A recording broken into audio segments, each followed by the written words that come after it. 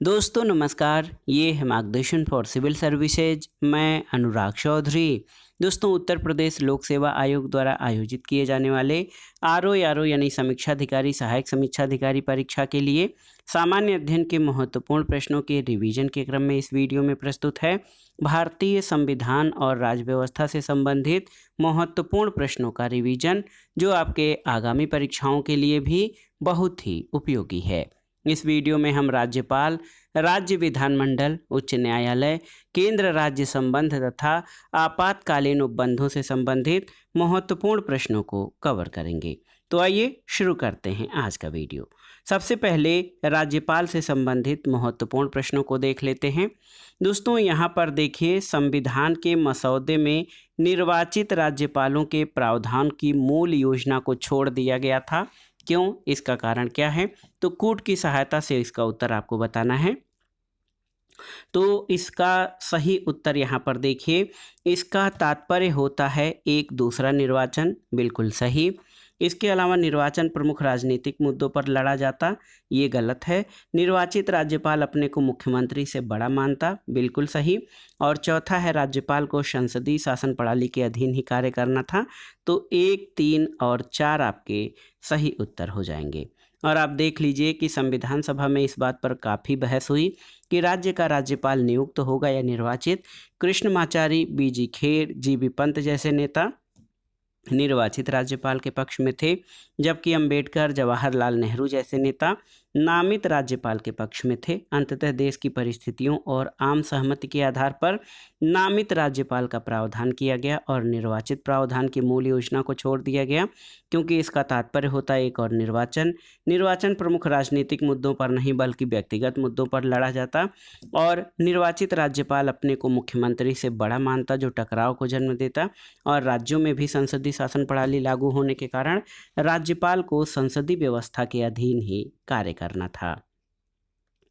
अगला प्रश्न है दोस्तों, देखिए, किसी राज्य के राज्यपाल संविधान के निम्नलिखित में से किस अनुच्छेद के अंतर्गत विधानमंडल के अवकाश के दौरान अध्यादेश जारी कर सकते हैं?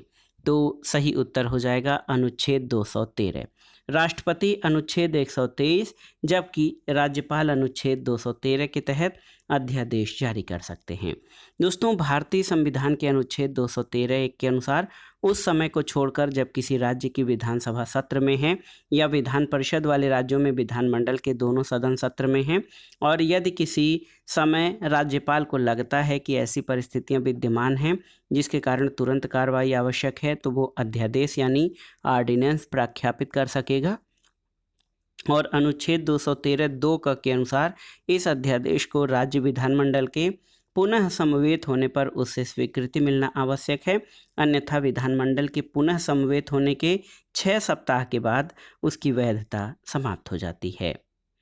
राज्य विधानमंडल से संबंधित प्रश्नों को देख लेते हैं। तो देखिए, महत्वपूर्ण प्रश्न है दोस्तों। पहला प्रश्न है कि किस राज्य की विधानसभा की सर्वाधिक सदस्य संख्या है, आपको बताना है। ये बहुत ही महत्वपूर्ण प्रश्न है दोस्तों। यहाँ पर देखिए, ऑप्शन क्या हैं आपके? ऑप्शन है आंध्र प्रदेश, पश्चिम बंगाल, महाराष्ट्र या उत्तर प्रदेश। तो सही उत्तर है उत्तर प्रदेश। यहाँ पर आप देख सकते हैं ऑप्शन डी आपका सही उत्तर हो जाएगा, उत्तर प्रदेश। उत्तर प्रदेश में सर्वाधिक 403 विधानसभा सीटें हैं। अगला प्रश्न है, भारतीय संविधान के अनुच्छेद 170 के अनुसार किसी राज्य की विधानसभा के सदस्यों की न्यूनतम और अधिकतम संख्या क्रमशः कितनी हो सकती है? तो सही उत्तर है न्यूनतम 60 और अधिकतम 500। और ये प्रावधान भारतीय संविधान के अनुच्छेद 170 में किया गया है, लेकिन इसके कुछ अपवाद भी हैं। जैसे किसी राज्य के विधानमंडल के सदस्यों की न्यूनतम संख्या 60 और अधिकतम संख्या 500 हो सकती है, लेकिन गोवा में 40, सिक्किम में 32, मिजोरम में 40 और पुडुचेरी संघ राज्य क्षेत्र की विधानसभा में कुल 33 यानी 30 निर्वाचित और 3 केंद्र सरकार द्वारा नामित इसके अपवाद हैं। अगला प्रश्न है, किसी राज्य के मुख्यमंत्री से संबंधित निम्नलिखित कथनों में से कौन सा एक सही नहीं है? ऑप्शन है यहाँ पर मुख्यमंत्री राज्यपाल द्वारा नियुक्त किए जाते हैं, बिल्कुल सही। सामान्यतः मुख्यमंत्री मंत्रिपरिषद की बैठकों की अध्यक्षता करते हैं। राज्यपाल मुख्यमंत्री की सलाह पर अपने समस्त कृत्यों का प्रयोग करते हैं। तो ये आपका जो है सही नहीं होगा। और मंत्रियों की नियुक्ति राज्यपाल मुख्यमंत्री की सलाह पर करते हैं। तो दोस्तों संविधान के अनुच्छेद 163 एक के अनुसार जिन बातों में इस संविधान द्वारा या इसके अधीन राज्यपाल से ये अपेक्षित है कि वो अपने कृत्यों या उनमें से किसी को अपने विवेकानुसार करें, उन बातों को छोड़कर राज्यपाल को अपने कृत्यों का प्रयोग करने में सहायता और सलाह देने के लिए एक मंत्रिपरिषद होगी जिसका प्रधान मुख्यमंत्री होगा। स्पष्टतः राज्यपाल अपने विवेकाधीन कृत्यों का प्रयोग मुख्यमंत्री के सलाह के बगैर कर सकता है। अगला प्रश्न है मुख्यमंत्री संबंधी निम्नलिखित कथनों में कौन सा एक सही नहीं है? तो वह साधारणतः राज्यपाल द्वारा चयनित होता है, ये कथन आपका सही नहीं है। वह राज्यपाल द्वारा औपचारिक नियुक्ति पाता है। वह विधानसभा में बहुमत दल के सदस्यों द्वारा चुना जाता है और उसका पद पर बना रहना बहुत से कारकों पर निर्भर करता है। तो बिल्कुल सही दोस्तों, संविधान के अनुच्छेद 164 एक के अनुसार मुख्यमंत्री की नियुक्ति राज्यपाल करते हैं, चयनित नहीं। यानी राज्यपाल मुख्यमंत्री की औपचारिक नियुक्ति करता है, न कि उसका चयन करता है। इसलिए विकल्प ए आपका सही नहीं है। अगला प्रश्न है दोस्तों, राज्य विधानमंडल की बैठक आयोजित करने के लिए कोरम या गणपूर्ति कितना होता है, आपको बताना है। तो सही उत्तर है दोस्तों, राज्य विधानमंडल बैठक आयोजित करने के लिए 10 सदस्य या कुल सदस्यता का 10वां हिस्सा जो भी अधिक हो वो कोरम या गणपूर्ति कहलाता है। दोस्तों संविधान के अनुच्छेद 189 3 के अनुसार जब तक राज्य का विधानमंडल विधि द्वारा अन्यथा उपबंध न करे तब तक राज्य के विधानमंडल के किसी सदन का अधिवेशन गठित करने के लिए कोरम या गणपूर्ति 10 सदस्य या सदन के सदस्यों की कुल संख्या का 10वां भाग इनमें से जो भी अधिक होगी। अगला प्रश्न है, निम्नलिखित में से कौन एक राज्य की आकस्मिक निधि की स्थापना के लिए उत्तरदायी है, आपको बताना है। किसी राज्य का विधानमंडल, संसद, राष्ट्रपति या उपर्युक्त में से कोई नहीं। तो सही उत्तर आपका हो जाएगा किसी राज्य का विधानमंडल। दोस्तों आप जान लीजिए, भारतीय संविधान के अनुच्छेद 267(2) के अंतर्गत ये व्यवस्था है कि राज्य का विधानमंडल विधि द्वारा अग्रदाय के स्वरूप की एक आकस्मिकता निधि की स्थापना कर सकेगा जो राज्य की आकस्मिकता निधि के नाम से ज्ञात होगी। अगला प्रश्न है, धन विधेयक के अतिरिक्त एक विधेयक जो विधानसभा ने प्रथम बार पारित कर दिया हो, विधान परिषद में कितने माह तक पड़ा रह सकता है। तो सही उत्तर क्या हो जाएगा दोस्तों, धन विधेयक के बारे में है जो विधानसभा ने प्रथम बार पारित कर दिया हो, विधान परिषद में कितने माह तक पड़ा रह सकता है। तो सही उत्तर है 3 माह से अधिक नहीं। देखिए ऑप्शन सी आपका सही उत्तर है। भारतीय संविधान के अनुच्छेद 197 के तहत धन विधेयकों से भिन्न विधेयकों के बारे में विधान परिषद की शक्तियों पर निर्बंधन का प्रावधान है और अनुच्छेद 197 एक ख के अनुसार धन विधेयक के अतिरिक्त एक विधेयक जिसे विधानसभा ने प्रथम बार पारित कर दिया हो, विधान परिषद के समक्ष रखे जाने की तारीख से 3 माह से अधिक नहीं रोका जा सकता है। अगला प्रश्न उच्च न्यायालय से संबंधित है। देखिए महत्वपूर्ण प्रश्न है कि एक ऐसी याचिका जो न्यायपालिका द्वारा जारी की जाती है और जिसमें कार्यपालिका से कहा जाता है कि वह ऐसा कार्य करे जो उसे प्रदत्त शक्तियों के अंतर्गत करना चाहिए था, उस रिट याचिका को क्या कहा जाता है। ऑप्शन है हैबियस कार्पस, मैंडमस, प्रोहिबिशन या को वारंटो। तो सही उत्तर है मैंडमस या परमादेश। दोस्तों आप जान लीजिए कि परमादेश का आशय है हम आदेश देते हैं और इस याचिका द्वारा कार्यपालिका से उस कार्य के करने के लिए कहा जाता है जो उसे प्रदत्त शक्तियों के अंतर्गत करना चाहिए था। अगला प्रश्न है, भारतीय संविधान के किस अनुच्छेद में केंद्र शासित प्रदेशों के लिए उच्च न्यायालय का प्रावधान किया गया है। ये भी बहुत ही महत्वपूर्ण प्रश्न है। अनुच्छेद 240, 241, 242 या 239। तो सही उत्तर है अनुच्छेद 241। दोस्तों भारतीय संविधान के भाग 8 में संघ राज्य क्षेत्र या केंद्र शासित प्रदेशों के बारे में जो उपबंध हैं उसमें अनुच्छेद 239 संघ राज्य क्षेत्रों का प्रशासन, अनुच्छेद 240 कुछ संघ राज्य क्षेत्रों के लिए विनियम बनाने की राष्ट्रपति की शक्ति, अनुच्छेद 241 संघ राज्य क्षेत्रों के लिए उच्च न्यायालय और अनुच्छेद 242 को निरसित कर दिया गया है। अगला प्रश्न है, भारत के संविधान की निम्नलिखित अनुसूची में 3 विधायी सूचियों का प्रावधान है, तो किस अनुसूची में? ऑप्शन है 6, 7, 8 या उपर्युक्त में से कोई नहीं। तो सही उत्तर है 7वीं अनुसूची में। दोस्तों आप जान लीजिए कि भारतीय संविधान की 7वीं अनुसूची में केंद्र और राज्यों के बीच विधायी शक्तियों का विभाजन है। इसमें 3 सूचियां हैं, संघ सूची, राज्य सूची और समवर्ती सूची। संघ सूची में कुल 97 विषय, वर्तमान में कुल 98 उल्लेख है, जिस पर कानून बनाने का अधिकार आप जानते हैं केवल संघ को है। राज्य सूची में कुल 66 विषय हैं, वर्तमान में कुल 59 हैं, जिस पर कानून राज्य द्वारा बनाए जाते हैं। समवर्ती सूची में कुल 47 विषय है, वर्तमान में इसमें 52 विषय का उल्लेख है, जिस पर कानून बनाने का अधिकार संघ और राज्य दोनों को है।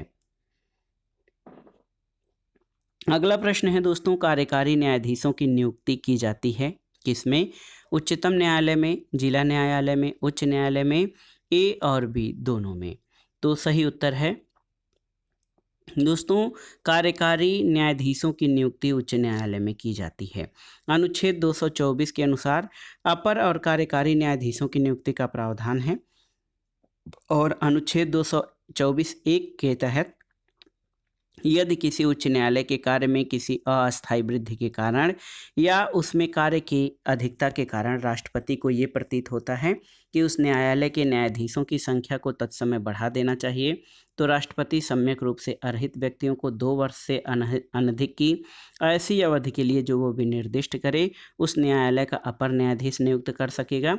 और अनुच्छेद 224(2) जब किसी उच्च न्यायालय का मुख्य न्यायमूर्ति से भिन्न कोई न्यायाधीश अनुपस्थित होने के कारण या अन्य कारण से अपने पद के कर्तव्यों का पालन करने में असमर्थ है या मुख्य न्यायाधीश के रूप में अस्थायी रूप से कार्य करने के लिए नियुक्त किया जाता है, तब राष्ट्रपति सम्यक रूप से अर्हित किसी व्यक्ति को तब तक के लिए उस न्यायालय के न्यायाधीश के रूप में कार्य करने के लिए नियुक्त कर सकेगा जब तक अस्थायी न्यायाधीश अपने कर्तव्यों को फिर से नहीं संभाल लेता।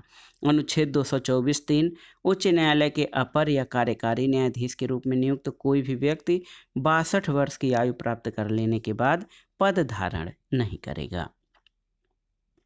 अब आइए केंद्र राज्य संबंधों से संबंधित महत्वपूर्ण प्रश्नों को देख लेते हैं। ऑप्शन है दोस्तों, केंद्र राज्य संबंधों के मध्य शक्तियों के वितरण के लिए भारत का संविधान 3 सूचियों को प्रस्तुत करता है। कौन से 2 अनुच्छेद शक्तियों के वितरण को विनियमित करते हैं? अनुच्छेद 4 और 5, अनुच्छेद 56-57, अनुच्छेद 141-142 या फिर अनुच्छेद 245-246। सही उत्तर ऑप्शन डी हो जाएगा। दोस्तों आप जान लीजिए, भारतीय संविधान के अनुच्छेद 245 और 246 संघ और राज्यों के मध्य विधायी शक्तियों के वितरण को विनियमित करते हैं। अनुच्छेद 245 संसद और राज्य विधानमंडलों द्वारा बनाई जाने वाली विधियों के विस्तार की राज्य क्षेत्रीय सीमा को निश्चित करता है। अनुच्छेद 246 7वीं अनुसूची की सूची 1 यानी संघ सूची में शामिल किसी विषय पर केंद्र तथा सूची 2 राज्य सूची में शामिल विषयों पर राज्यों को कानून निर्माण की अनुमति प्रदान करता है। वहीं सूची 3 समवर्ती सूची पर केंद्र और राज्य दोनों ही कानून बना सकते हैं। अगला प्रश्न है, वे विषय जिन पर केंद्र और राज्य सरकारें दोनों कानून बना सकती हैं, ये कहाँ पर उल्लिखित हैं? तो सही उत्तर है दोस्तों, ऐसे विषय संविधान की समवर्ती सूची में उल्लिखित हैं। ऑप्शन सी आपका सही उत्तर है। दोस्तों समवर्ती सूची पर संघ और राज्य दोनों ही कानून बना सकते हैं, लेकिन संघ और राज्य के कानूनों में गतिरोध होने पर संघ का कानून मान्य होता है। अगला प्रश्न है, निम्न करों में से कौन सा एक कर संघ द्वारा लगाया और वसूला जाता है किंतु संघ तथा राज्यों में बांटा जाता है? ऑप्शन है कारपोरेशन कर, कृषि आय के अतिरिक्त आय पर कर, रेलवे किराया और भाड़े पर कर या कस्टम। तो सही उत्तर है कृषि आय के अतिरिक्त आय पर कर, ऑप्शन बी। दोस्तों आप जान लीजिए, बहुत ही महत्वपूर्ण प्रश्न है। संविधान के अनुच्छेद 270 के तहत जो संघीय करों में कृषि आय के अतिरिक्त अन्य आय पर कर है संघ द्वारा लगाया और वसूला जाता है, किंतु संघ और राज्यों में बांटा जाता है। अगला प्रश्न है, भारतीय संविधान के किस भाग में केंद्र राज्य विधायी संबंध दिए गए हैं? ऑप्शन आपके भाग 10, भाग 11, भाग 12 या भाग 13। तो सही उत्तर क्या हो जाएगा? सही उत्तर भाग 11 में। दोस्तों भारतीय संविधान के भाग 11 के अध्याय 1 में केंद्र राज्य विधायी संबंध अनुच्छेद 245 से 255 के माध्यम से निरूपित किए गए हैं और साथ ही विभिन्न विधायी विषयों को संविधान की 7वीं अनुसूची की 3 सूचियों संघ सूची, राज्य सूची और समवर्ती सूची में विभाजित किया गया है। अगला प्रश्न है, सरकार या आयोग की सिफारिशों का संबंध किससे है, आपको बताना है। ऑप्शन है राजस्व वितरण, राष्ट्रपति की शक्तियों और कार्यों से, संसद की सदस्यता से, केंद्र और राज्यों के पारस्परिक संबंधों से। तो सही उत्तर ऑप्शन डी, सरकार या आयोग केंद्र और राज्य के संबंधों पर विचार करने के लिए गठित किया गया था। दोस्तों केंद्र और राज्य के संबंधों पर विचार करने और उनको सुदृढ़ करने पर सुझाव देने के लिए न्यायमूर्ति RS सरकारिया यानी रणजीत सिंह सरकारिया की अध्यक्षता में जून 1983 में एक आयोग का गठन किया गया था। B शिवरमन तथा SR सेन इसके 2 अन्य सदस्य थे और आयोग ने जनवरी 1988 में अपनी रिपोर्ट दी थी। अब आइए आपात उपबंधों से संबंधित महत्वपूर्ण प्रश्नों को देख लेते हैं। पहला प्रश्न है दोस्तों, भारतीय संविधान के अनुच्छेद 352 के अनुसार राष्ट्रीय आपात की घोषणा किन परिस्थितियों में की जा सकती है, आपको बताना है। ऑप्शन है संवैधानिक मशीनरी की विफलता, आक्रमण, आंतरिक अशांति या युद्ध, बाह्य आक्रमण अथवा सशस्त्र विद्रोह। तो सही उत्तर है युद्ध, बाह्य आक्रमण अथवा सशस्त्र विद्रोह। दोस्तों राष्ट्रपति अनुच्छेद 352 के तहत युद्ध, बाह्य आक्रमण या सशस्त्र विद्रोह की स्थिति में राष्ट्रीय आपातकाल, अनुच्छेद 356 के तहत राज्यों में संवैधानिक तंत्र की विफलता की स्थिति में राष्ट्रपति शासन और अनुच्छेद 360 के तहत आर्थिक संकट की स्थिति में वित्तीय आपातकाल की घोषणा करते हैं। अगला प्रश्न बहुत ही महत्वपूर्ण है दोस्तों, यहाँ पर आप देख सकते हैं। अगला प्रश्न है, भारतीय संविधान के किस अनुच्छेद के अंतर्गत किसी राज्य में राष्ट्रपति शासन लागू किया जा सकता है। ऑप्शन है आपके अनुच्छेद 370, अनुच्छेद 368, अनुच्छेद 356 या अनुच्छेद 352। तो सही उत्तर है अनुच्छेद 356, ऑप्शन सी। दोस्तों आप जान लीजिए कि भारतीय संविधान के अनुच्छेद 356 में जो आपातकालीन प्रावधान है उसमें राज्य में राष्ट्रपति शासन प्रायः राज्यपाल की सलाह पर राष्ट्रपति द्वारा लागू किया जाता है। अगला प्रश्न है, आपातकाल में किसी राज्य विधानसभा की अवधि बढ़ाई जा सकती है राष्ट्रपति द्वारा, संसद द्वारा, राज्य के राज्यपाल द्वारा या राज्य विधानमंडल द्वारा। तो सही उत्तर है संसद यानी भारत की पार्लियामेंट के द्वारा। दोस्तों संविधान के अनुच्छेद 172(1) के परंतु के अनुसार आपात उद्घोषणा परिवर्तन की अवस्था में संसद विधि द्वारा किसी राज्य विधानसभा की अवधि एक बार में 1 वर्ष से अधिक के 1 वर्ष के लिए बढ़ा सकती है, लेकिन आपात उद्घोषणा के परिवर्तन में न रह जाने पर किसी भी दशा में उसका विस्तार 6 माह की अवधि से अधिक के लिए नहीं होगा। अगला प्रश्न है दोस्तों देखिए, अगला प्रश्न है, निम्नलिखित में से कौन एक भारतीय संविधान के अंतर्गत आपात की उद्घोषणा का आधार नहीं हो सकता है। तो ऑप्शन है युद्ध, बाह्य आक्रमण, सशस्त्र विद्रोह या आंतरिक अशांति। तो ऑप्शन डी आपका सही उत्तर है। दोस्तों आंतरिक अशांति जो है ये भारत में आपात की उद्घोषणा का आधार नहीं है। आप जान लीजिए कि भारतीय संविधान के भाग 18 के अंतर्गत अनुच्छेद 352 में यदि राष्ट्रपति को ये समाधान हो जाता है कि भारत या उसके राज्य क्षेत्र के किसी भाग में युद्ध या बाह्य आक्रमण या सशस्त्र विद्रोह के कारण गंभीर आपात की स्थिति विद्यमान है, तो वह आपात जो है वह आपात आप जान लीजिए दोस्तों कि आपात की उद्घोषणा कर सकता है और आंतरिक अशांति के आधार पर राष्ट्रीय आपात की उद्घोषणा नहीं की जा सकती है। और आप जान लीजिए 44वां संविधान संशोधन विधेयक 44 संविधान संशोधन विधेयक जो 1978 का है, 1978 का, इसके द्वारा आंतरिक अशांति शब्द को हटाकर सशस्त्र विद्रोह शब्द को जो है शामिल किया गया है।